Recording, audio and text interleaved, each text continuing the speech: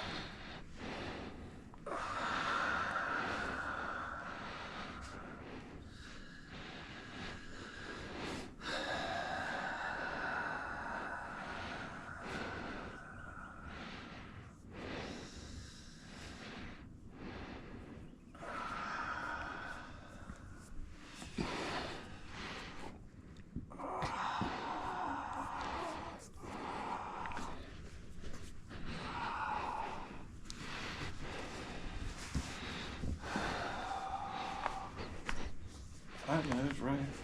What's that? I think you got that. Yeah, yeah. See, as you get into your deep breathing, your body's going to start to let go a bit, you know?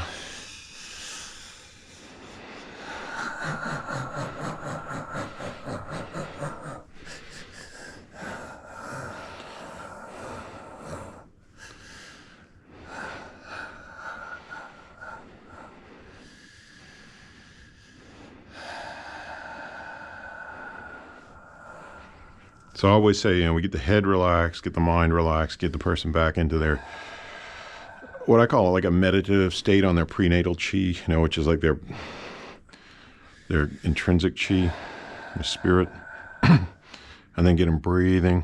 And that's all like the preliminaries. This to me is like the central energy channel between the belly and the head. Also, they call it the Sushumna in Ayurveda. Yeah. And it's like the central energy and conception vessel and governing vessel in Chinese medicine. It's about, just that whole, and our whole nervous system, of course. So we're opening up that channel and getting the breath flowing and the energy moving between here and here. When it gets blocked, the heart chakra is right in the middle, and that's where people can have that feeling of sadness or depression, and I feel a little bit of energetic trapped in there for you.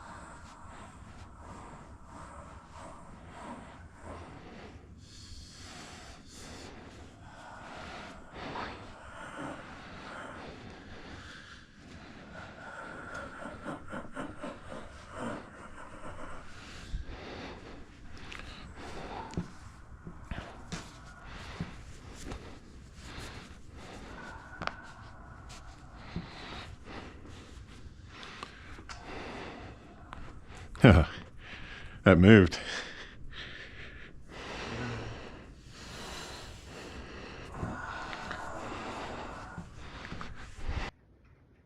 Hey, if you guys are interested in learning about Raynor Massage, I encourage you to take our online course.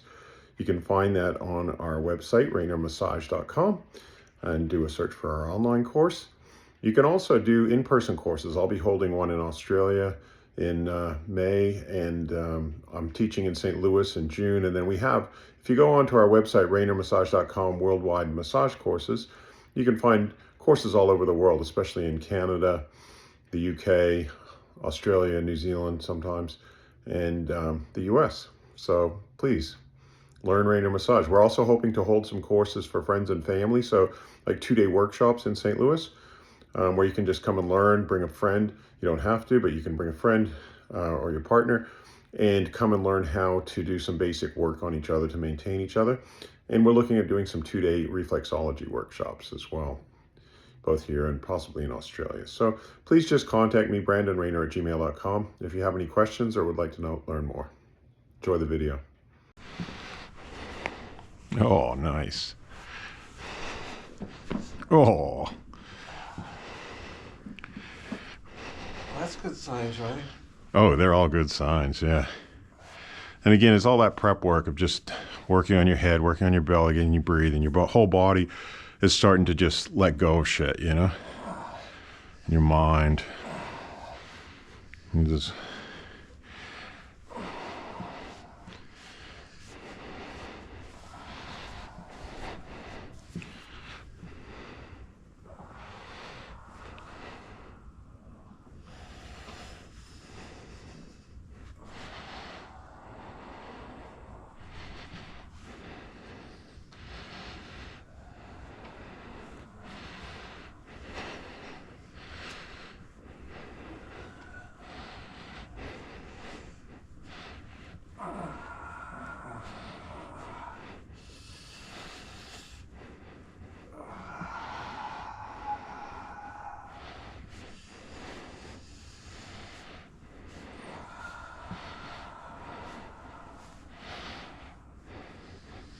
That was a really bad point when I had when it was really locked in, like the pain. For some reason, I could just feel this. It's like felt like cement. Yeah, right. Yeah, it's so tight in there, and it's that big toe belly band also that's coming up through here that's affecting that. You know. I mean, literally, it felt like cement. Yeah. I'll just do whatever, you know, just doing a bit of general work on the leg just to see whatever's going to come away nice and easy, and then I'll get into your toes.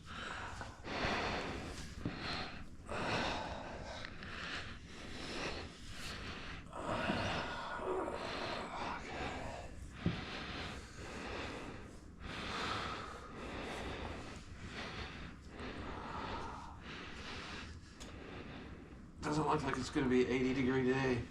No, it's fucking cold, eh? Sorry, I should have got this fireplace working, but I need to get it. No, I'm just saying in general, like you look outside, it's like... No, it's like Oregon. Yeah. Yeah, it's so variable, the weather around March and April here in St. Louis. It's kind of like one day you get 80 degrees, another day you get fucking 35, you know? Yeah, it's like... It's extremes, yeah. Yeah. I mean, we had kind of hit like in what, mid-May or something, or June. By May, you know, it's sort of like it changes really rapidly from winter then to summers. Yeah, it should be pretty. Kind of like how it is. And then Oregon. It gets hot. Oregon, it just goes straight to summer. Yeah. Like, kind of like that like kind of 50s kind of thing, like. Yeah. But like, yeah, 2 or 3 weeks ago, it was up in the 80s for a few days, and we were just thinking, oh, okay, summer's come, you know? And then it drops down, and then it snowed, and then it fucking tornadoed, and then, you know? It's gonna 30 tonight or something, right? Gonna get down to 30? Yeah, oh yeah, 28, 30, yep. I'm still just learning to convert from centigrade to Fahrenheit, you know, but my air conditioner's always, and heater's always set in Fahrenheit, so now I know, like, okay, 68, 7, you know? Yeah. 68, 70 is like what, 22? Yeah, something like that. 21, 22. Yeah, 21, 22. But always, I think zero just makes more sense to me about like where water freezes, you know? Yeah. Yeah, I wonder how they came up with that 30, you know, like 32 and like the boiling point of water. Right. I still don't even know the boiling point of water is like 238 or something. I mean, why the number 32? Yeah, exactly. What's that? There's no significance, right? Yeah, what's the undergirding that?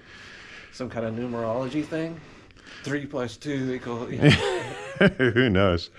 But it's America's, I think, the only country, or maybe some other like a really obscure country that still uses they call it, I mean, they even call it the imperial system, and yet America had a revolution against the empire. And the rest of the empire went, fuck it, except for England. England got halfway to converting to metric and then stopped. So they use both metric and fucking imperial. Oh, really? Yeah. So it's weird. You know, some things they'll like measure weights and stuff. What does the Vedic system do?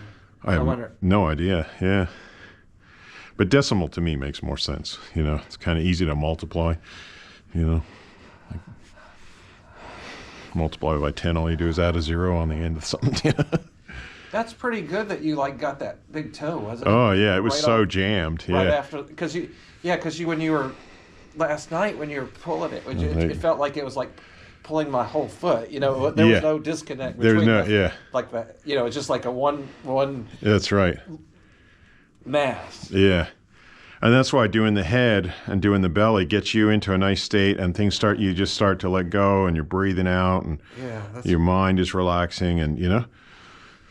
Yeah, that's your head. It does put you in a different kind of like wave. Yeah. Like you're in a different kind of like, what do they call it? Theta waves, or like the different. Like, yeah, I study them and then I forget them. You know, alpha, beta, delta, theta, and I'm like, which one's the fucking one where your mind is going quickly and thinking about things? And that's the one we want to get out of. You know, the one where it's like I call it the washing machine of the mind. Oh yeah, you know? yeah, that kind of turbulence. Yeah, and you're just thinking. You know, and we got to get people into kind of just being and breathing and tuning in with their breath and letting go and just kind of going deep inside their consciousness. Like a lot of people end up they go into a semi-sleep state, and old memories start popping up, even from childhood, or, you know, like, which might be reasons like emotional issues that were buried and never resolved, and they start resolving them in a deeper state, and that gets rid of the tension as well. Not when you're doing the feet with the tools, though, right? No, most people are just fucking carrying on, like as if I'm hurting them, you know. But no, I've had in a deep, relaxed state. Oh, some people go into the deepest relaxed state because when the energy started to shift, they go into this other world. I've had a couple. Two instances where people stopped breathing. The first time it happened, I was in a class in England. I was like, oh shit, I was worried she was going to die. But she'd gone into a samadhi kind of state. Really, from the feet? From just working on, working in general, but most, you know. And then another time in Poland, I was working on a friend of mine. And he went into another state, and his wife came in, and she's like, he's not breathing. And she kind of woke him up and got him. He's like, what the fuck? Why'd you do that? I was in the most, blissful state I've ever been in. You know, because you got different levels of, you know, like people talk about samadhi and stuff, you know? Yeah. And people can go into those levels when they let go of their tension, and they go back into because you're going back into like a primal state, in a primal state of the soul. Yeah. Away from all the kind of material worries and manifestations of shit, you know? So yeah, it's interesting to see that, you know? All right, so I think I'm going to start to do some work on your toes. But again, I don't actually want you coming out of... See, I want you in this kind of state. That's why I'm only going to take you up to... I only want to take you up to between a 7 and 9.9, where you're still able to deep breathe. Okay. And relax. And you're going to go, yeah, okay, he's taking me up there, but he's not going to push me over. And you can get over that fear that I'm going to do that, so that you can relax. Okay. So I want to work in a rhythmical fashion. I want to find out where I can work, at what level of intensity, without you coming out of this nice, relaxed state, you know?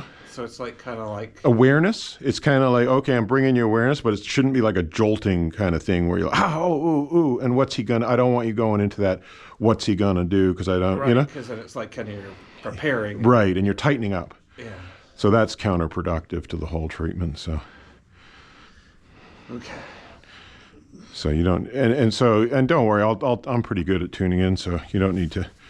But, you know, it's different. Like I used to work more where I'd push people and they'd tighten up, you know, and I just found that was counterproductive.